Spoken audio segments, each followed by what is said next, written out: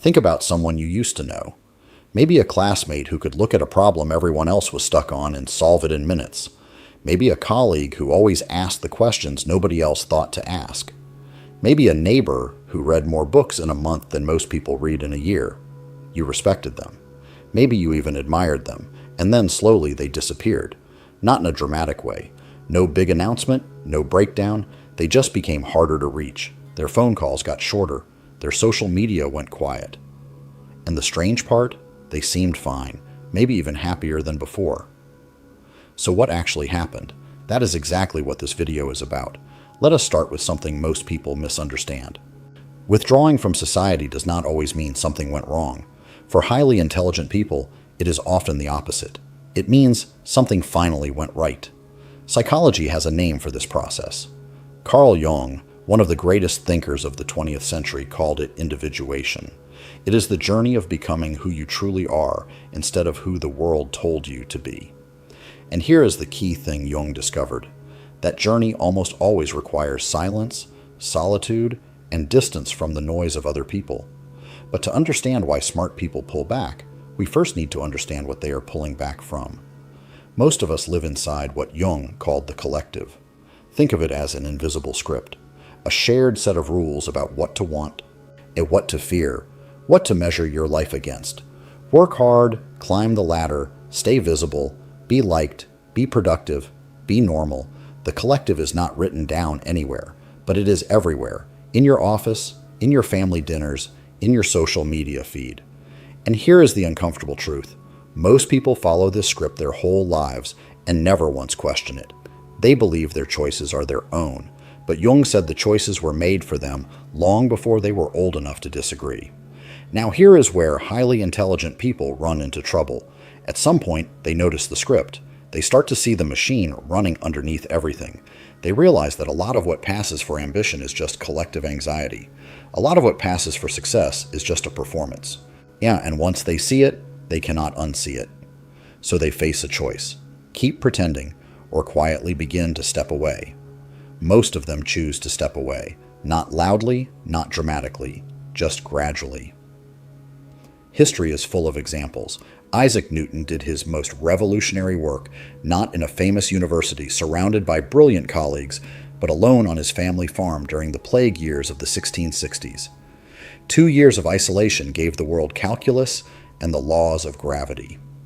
Henry David Thoreau walked away from conventional society at 27 and spent 2 years at Walden Pond. People thought he was strange. The ideas he developed there shaped American philosophy for the next 200 years. The mathematician Grigori Perelman solved one of the hardest problems in mathematics. He turned down $1 million prize and the highest honor in his field, and disappeared from public life entirely. From the outside, that looks like madness. From the inside, it looks like a man who understood exactly what accepting those prizes would cost him: his independence, his identity, his ability to keep doing the work that actually mattered to him. These are not people who failed. These are people who made a very clear calculation. And the calculation came out the same way every time. The cost of staying is too high. So what exactly is that cost? Let me explain something that almost nobody names directly. I call it translation exhaustion. When you think deeply, when your mind naturally sees patterns and connections and second-order consequences, most conversations operate well below the level you are used to. So every single day you translate, you compress, you simplify, you strip away the nuance because people find it confusing. You stop yourself mid-sentence because you can already see their eyes glazing over. You say it's complicated and smile and let it go. And you do this dozens of times a day, in meetings, at dinners, in every casual conversation where you know exactly what is going to go wrong before it happens. But you stay quiet because you have learned that speaking up just makes you look difficult. What people do not understand is that this translation work is exhausting in a way that goes beyond tiredness. Over time, it changes you. The habit of dumbing yourself down bleeds into your private thinking. The constant performance of being easier than you are hollows you out. Jung called the social mask we wear the persona. For most people, it fits well enough. But for someone whose natural way of thinking is deeply out of step with what social environments reward, The mask eventually becomes suffocating, and that is when the withdrawal begins. If this is connecting with something you have felt before, I want to hear from you. Drop a comment below. Do you think withdrawing from social noise is a sign of failure or actually a sign of depth? I read every comment, and if you are finding value in this conversation, please like this video and subscribe. It genuinely helps more people find content like this. There is another reason smart people disappear, and it is one that makes people uncomfortable to hear. Highly intelligent people make others feel exposed, not on purpose, not cruelly, just by existing at their natural level. When someone in the room thinks more clearly than you do, asks questions you had not thought to ask, sees implications you missed, something specific happens in the brain. Researchers studying social psychology have found that intellectual comparison activates threat responses in a way that financial or physical comparison often does not. Your thinking is tied closely to your sense of self. When someone seems to challenge the quality of your thinking, even without saying a word, the brain reads it as a threat to your identity, and the defense rarely looks like defense. It looks like dismissal. They are too theoretical. They have no common sense. Sure, they are smart, but they are not a team player. Jung called this shadow projection.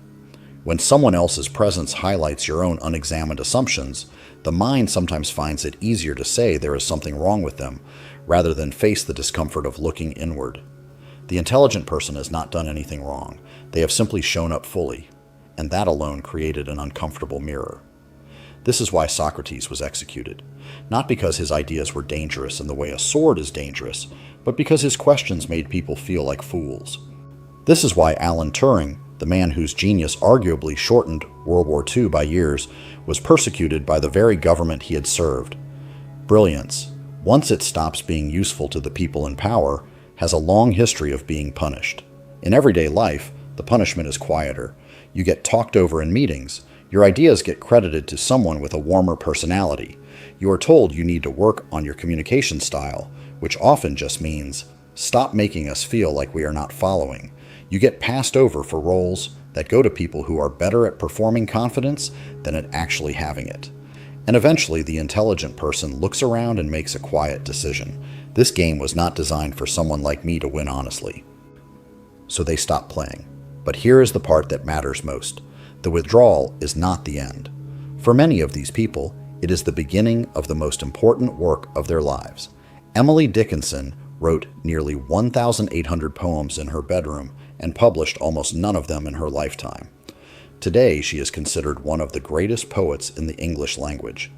Stanley Kubrick made some of the most powerful films in cinema history while living like a recluse, refusing to fly, avoiding crowds, working on his own timeline.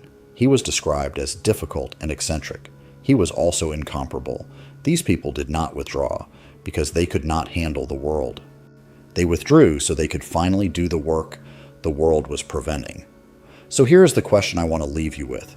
If you feel a pull toward a quieter life, a deeper life, a life with more room in it, is that running away, or is that finally answering a call you have been ignoring for a long time? Jung built a literal stone tower in Switzerland with his own hands, starting in 1923. He worked by candlelight. He cooked over an open fire. His colleagues thought he was losing his mind. Inside that tower, he wrote the ideas that became the foundation of modern psychology, not despite the solitude, because of it.